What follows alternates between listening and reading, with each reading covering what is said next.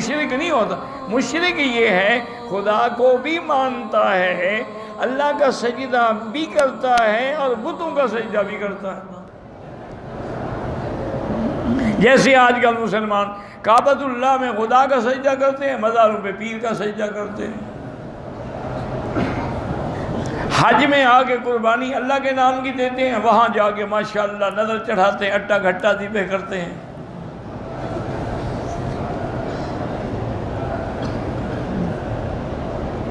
وہ کہتے ہیں جی کہ جیسے احرام میں عورت کے لیے چہرے کا پردہ ضروری نہیں ہے، اس لیے جب ہم پیر کے پاس جاتے ہیں ہمیں پردے کی کیا ضرورت ہے. اسی لیے وہ بڑے ناز سے کہتے ہیں کہ مینوں کنجری بن دیں آر نہ کوئی، مینوں نچ کے یار مناون دے. میں تو ان سب کو الحمدللہ جانتا ہوں نا.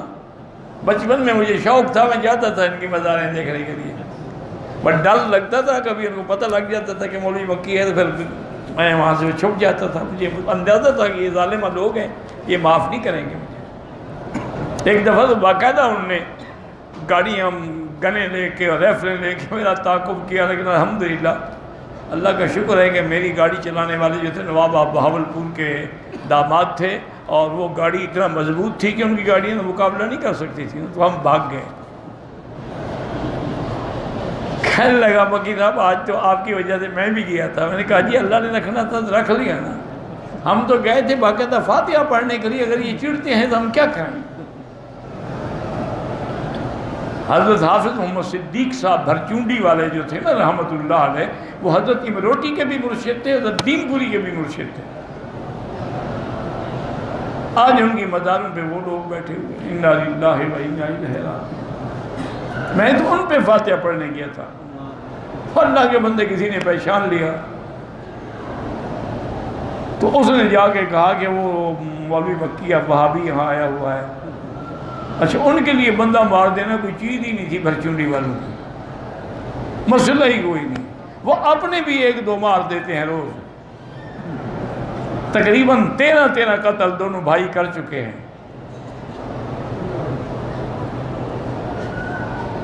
اللہ نے رحمت کی. ہمارا وہ ڈرائیور جو ملازم، میرا نوکر ملازم جو تھا وہ بڑا سمجھدار تھا.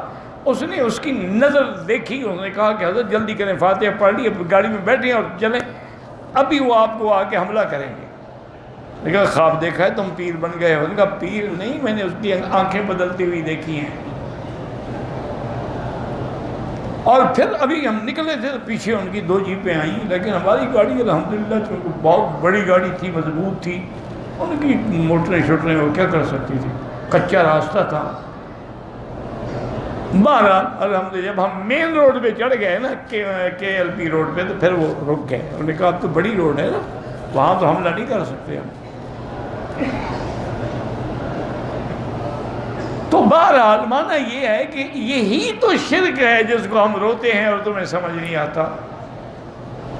مزارات پہ جاؤ، قبرستانوں میں جاؤ، اللہ والوں کی قبروں پہ جاؤ، کون بدبخت ہے جو منع کرتا ہے؟ وہ تو حضور خود جاتے تھے. شہداء احد پہ تشریف لے جاتے تھے، جنت البقیع الغرقد پہ تشریف لے، لیکن ان کے لیے مانگو، یہ نہیں کہ ان سے مانگو. ان کے لیے مانگو تو یہ رحمت ہے، ان سے مانگو تو یہ شرک ہے. ان کے لیے اب جنازہ جو پڑھتے ہو تو ان کے لیے مانگتے ہو یا میت سے مانگ رہے ہو؟ بھائی جنازہ سامنے رکھا ہے، کیا کہتے ہو؟ مرنے والے ہماری مدد کر. وہ تو خود تمہارا محتاج ہے، کندھا نہ دو تو پڑا رہے دھوپ میں. یہی تو ہے نا، ہمارے عقل پہ پتھر پڑ گئے ہیں کہ جب پیر صاحب مر جائیں تو غسل ہم دیں، کفور ہم لگائیں، خوشبوئیں ہم لگائیں، کفن ہم پہنائیں، جنازہ ہم لیں، کندھا دے کر ہم لے آئیں، ان پر جنازہ ہم پڑھیں، قبر ہم کھودیں. جب نیچے چلا جاتا ہے تو مشکل کشا بن جاتا ہے.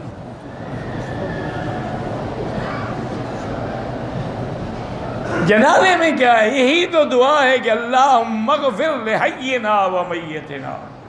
میرا مدنی تیری ایک ایک لفظ میں حکمت ہے کہ پہلے دعا مانگی زندہ کی، حالانکہ نماز ہم جنازہ میت پہ پڑھ رہے ہیں، لیکن پہلے کہا لے حینا، ہمارے زندوں کی بخشش فرما، و میتنا، اور مردوں کی بھی فرما۔ وجہ کیا تھی کہ مرنے والا تو مر گیا، جو اس کا نصیب ہے، جو بچے ہوئے ان کے لیے دعا مانگو، خدا ان کی مغفرت کرے، یہ تو لے گیا اپنا نصیب۔ وَشَاهِدِنَا وَغَائِبِنَا، جو حاضر ہے جو غائب ہے۔ تو اگر نبی سے بھی کوئی غائب ہے تو پھر نبی حاضر ناظر کیسے ہوئے اور عالم الغیب کیسے ہوئے؟